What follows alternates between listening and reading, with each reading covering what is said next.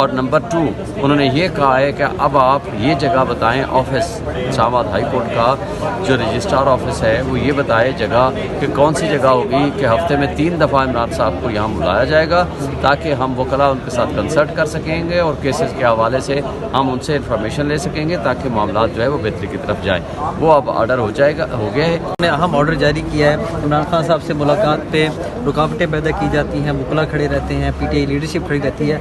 आज अहम ऑर्डर जारी किया, उसकी तफसीलात शेयर कीजिएगा। देखें, जो जेल सुप्रिटेंडेंट है प्रैक्टिकली तो आपको पता है ना कि उसको कौन कंट्रोल करता है। हमारी इंटेलिजेंस एजेंसीज, उसके हवाले से मैं एक अलग से रिट पिटीशन फाइल कर चुका हूँ, वो भी पेंडिंग है चीफ जस्टिस के पास।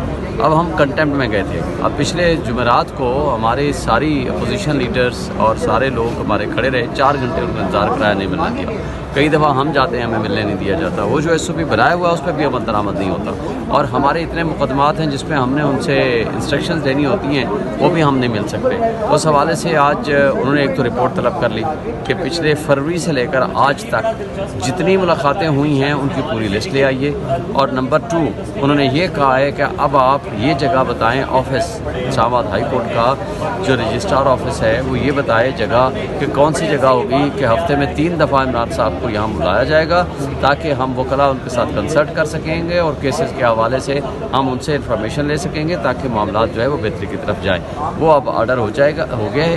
अब नेक्स्ट वीक जुमेरात को वो केस फिक्स हो गया। शरीफ शाही साहब, ये कहते हैं ना, एक दीवाने का ख्वाब तो नहीं है, क्योंकि उनकी जो तस्वीर भी बाहर नहीं आने दी जाती। जब मुतल्लिका अदालत में पेश करना होता है वहाँ पे पेश नहीं किया जाता, सिक्योरिटी का कंसर्न शो किया जाता है। तो ये काबिल अमल होगा वैसे? देखें, कोर्ट का ऑर्डर है। अगर अदालतें यहाँ पाकिस्तान में काम कर सकती हैं, पाकिस्तान में अगर अदालतें हैं, पाकिस्तान में अगर आइन है और अगर क़ानून की हुक्मरानी है तो उनको मानना पड़ेगा।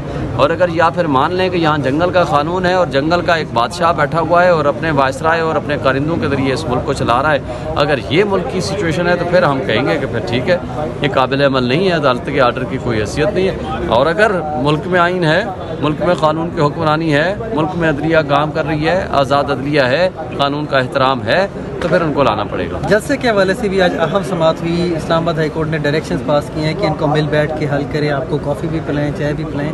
वो क्या मामला था? समाअत 15 तक मुलतवी हुई है। देखें, कॉफ़ी चाय तो ये क्या पिलाएंगे, ये तो ग़ुलाम हैं उस कठपुतली हुकूमत के और उस इस्टेब्लिशमेंट के जिन्होंने रात को, आपको पता है, 1:34 पे ये कैंसलेशन या सस्पेंशन ऑफ जलसे का मुझे नोटिफिकेशन भेजा DC साहब ने, और अगले दिन जलसा था। और पुलिस वहाँ एक, जैसे मैंने आज कोर्ट में भी कहा है, जैसे मफतूहा मुल्क होता है ना, मफतूहा मुल्क जो फातेह फौज होती है, हरकतें करती है, वो जिन लोगों को हमने हालांकि जलसा कैंसिल कर दिया, जिन लोगों को नहीं पता चला, वो वर्कर्स हमारे वहाँ गए, अगर वो वहाँ खड़े हैं, कोई तस्वीर बना रहा है, कोई एक्टिविटी कर रहा है, तो उनको इस तरह तशद्दुद किया, उनको जेलों में बंद किया, उनको उठा कर ले गए, और उसके साथ जो हमारा कंटेनर था, सामान था, वो सारा का सारा उठा कर ले गए। वो चोरी है, वो डकैती है। हम इनके खिलाफ पुलिस वालों का पर्चा भी कराएंगे इंशाल्लाह। सामान नहीं मिला अभी तक नहीं मिला।